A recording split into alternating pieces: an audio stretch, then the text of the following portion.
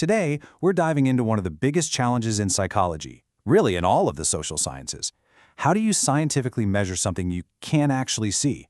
How do you measure a ghost?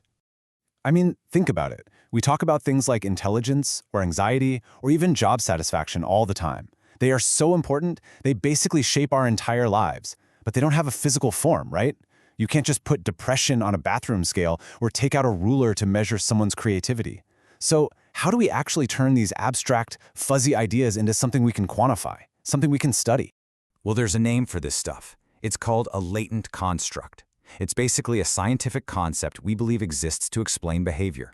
We can't see the thing itself, but we can definitely see its effects. We have to infer its existence from things we can observe, like actions and responses. And really, the entire science of psychological measurement is built on this, finding reliable and accurate ways to assess these invisible but very real constructs. So in this explainer, we're going to walk through the exact blueprint for how to do that. We'll kick things off with the core measurement challenge, then we'll walk through the 3 big phases of developing a scale. That's item development, scale construction, and scale evaluation. And then we'll see how it all comes together in the end. Okay, so you might be wondering, why not just ask one question? On a scale of 1 to 10, how depressed are you? The problem is these big, complex constructs, they just can't be captured by a single question. Using a scale, which is really just a collection of very carefully chosen questions, lets us do something absolutely crucial. It helps us isolate all the random noise and error in each individual question, giving us a much more accurate and stable picture of that underlying thing we're trying to measure. And this right here, this is our roadmap.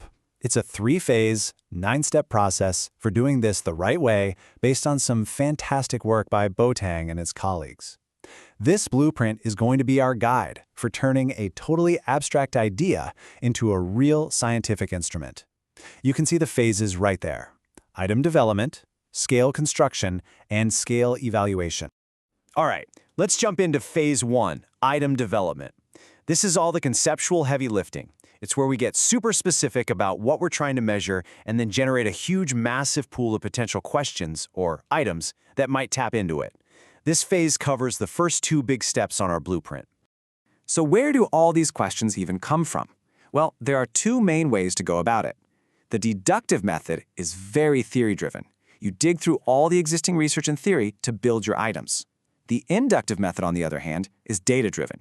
You go straight to the source. You're running focus groups, interviewing your target population, and generating items from their actual experiences. You want to know the best practice? You do both. You use theory as your foundation, but you use that real-world data to make sure you're actually capturing how the construct shows up in real life. And here's a really interesting part of this process: this principle of over-inclusion. The idea is to generate way more items than you think you'll actually need. We're talking at least double, maybe even 5 times as many. Why? Because it gives you the freedom to be totally ruthless later on, keeping only the absolute best, most effective items for your final scale. Okay, once you have this giant pool of questions, you've got to check your work. This step is called establishing content validity. And really, all you're doing is asking, do these questions actually cover the full scope of what I'm interested in? And this isn't just a gut check, oh no. It involves getting a panel of independent experts to systematically go through and rate every single item for its relevance and clarity. Okay, so we've got a solid conceptual foundation and a pool of expert-vetted items. Now we can enter phase 2, scale construction. This is where we go from theory to practice. We pretest the questions, we give them to a real sample of people, and we begin the supercritical process of statistically refining our item pool. This covers steps 3 through 6 of our blueprint. And listen, a scale is only as good as the sample you test it on. It is absolutely vital to give your items to a large, diverse sample that truly reflects the target population you actually want to measure. So if you're building a scale for, say, clinical patients, you test it on clinical patients, not just a bunch of college students. So how large is large enough? Well, it definitely depends on a lot of things. But a really common rule of thumb is this 10-to-1 ratio. That means you want at least 10 respondents for every single item on your preliminary scale. So if you're starting with 50 items, you're going to need a sample of at least 500 people. And now for the really fun part, item reduction. This is where we take that huge pool of items that we've administered, and we use a bunch of statistical analyses to find and just get rid of the weakest ones. The goal here is to create a scale that is parsimonious, which is a fancy way of saying as short as possible, while still being functional and internally consistent. It's like trimming the fat. Now, this isn't random. This item reduction process involves some pretty intense statistical scrutiny. We run item analyses to see how each question relates to the overall score. We look at item difficulty to make sure the questions aren't, too easy or too hard. We check item discrimination to make sure they can actually tell the difference between high and low scores. And we often use techniques like exploratory factor analysis, or EFA, to see how the items clump together and what that tells us about the underlying structure of our construct. So, after building this lean, statistically sound instrument, we finally arrive at the last phase: scale evaluation. This is all about quality control. We need to put our new scale through its paces to make sure it's both consistent and accurate. And this covers the final steps of our blueprint: testing dimensionality, reliability, and validity. So let's break down the two absolute pillars of psychometric quality: reliability and validity. Just think about a bathroom scale. Reliability is all about consistency. If you step on it 3 times in a row and get 3 wildly different numbers, it's not reliable. Validity, on the other hand, is about accuracy.